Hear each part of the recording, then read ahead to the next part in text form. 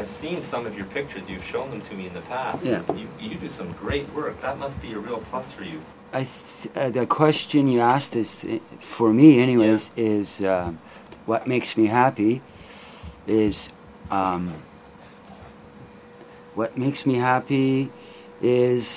railing against the main street media and the agencies that service us that do the same thing, and it's stereotyping us, and it's just because they're lazy. They can't be creative. And I think that if the main street media and the different agencies were to portray us as we were, they would be able to raise the funds necessary. Because right now, as Chris has said, that they are doing a great job, but they're tremendously underfunded.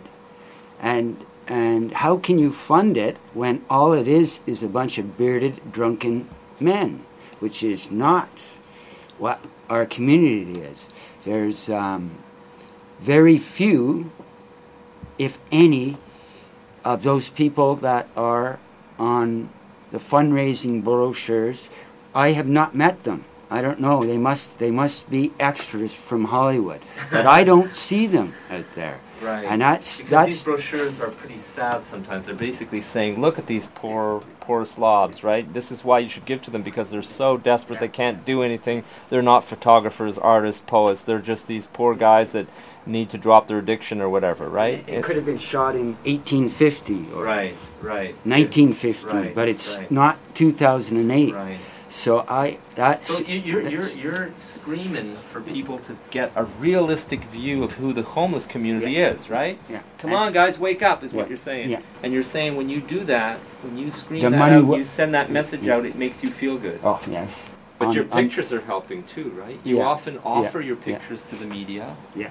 And you distribute them around. Sometimes you've got a binder and you show people what you're seeing. This is what I complain about.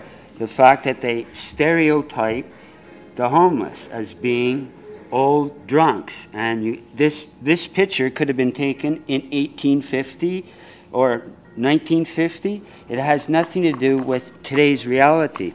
And today's reality are pictures like this. This is of Chris Reid, the founder of Harmony 6. And if you look at this photograph, you can see the fire in this man's eyes and the intelligence. And this photograph here is from a panhandler at Jane Scarf's protest. And when I showed Larry O'Brien these two images, he said that this panhandler wasn't a panhandler, that she was too beautiful, that she had to be an undercover police officer. And I can assure you that she isn't. She is a street person and a panhandler, but she's absolutely gorgeous.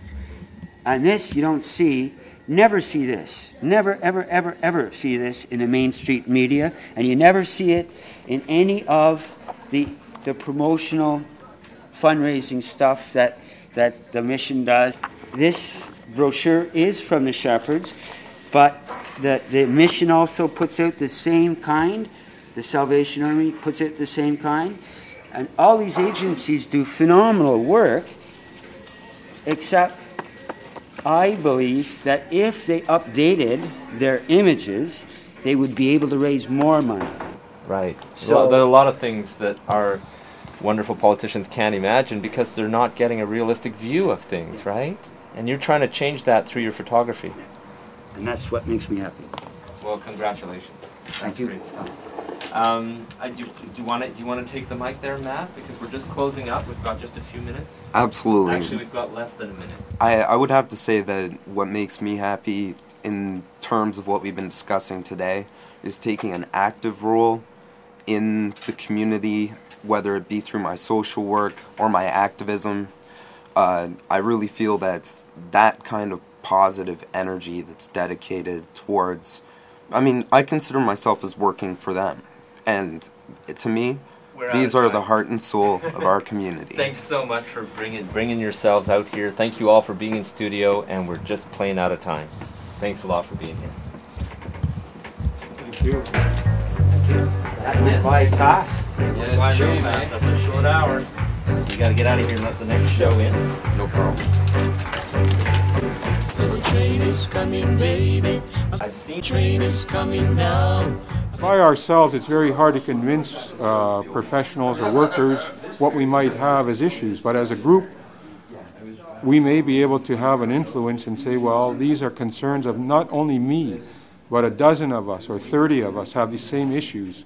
And this is what we would like to see. Like if someone who's mentally ill is having difficulty in the middle of the night at a shelter, and the person who's running the desk at night, what are his options, to deal with this person if the crisis is real? What are the steps they take? What is the protocol? And we're concerned also as to what the health system considers the atmosphere on the street to be when they're discharging people directly from a hospital right outside or into a shelter. They have an outreach worker that comes in from the psychiatric institutions, but we just think that there should be some kind of service augmentation and programs designed to help these people to get through the day. Said the train is coming, baby. Said the train is coming now. So long I've been waiting for you. Oh yeah. Now the time has come when it's between me and you.